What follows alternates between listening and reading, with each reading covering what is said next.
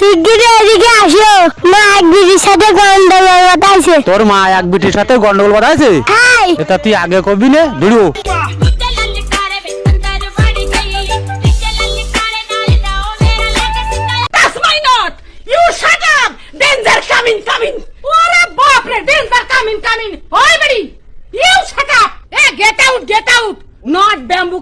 এ কি আছে, তুমি আমার বিটির সাথে প্রত্যেকদিন গন্ডগোল বাঁধাও কেন? হ্যাঁ,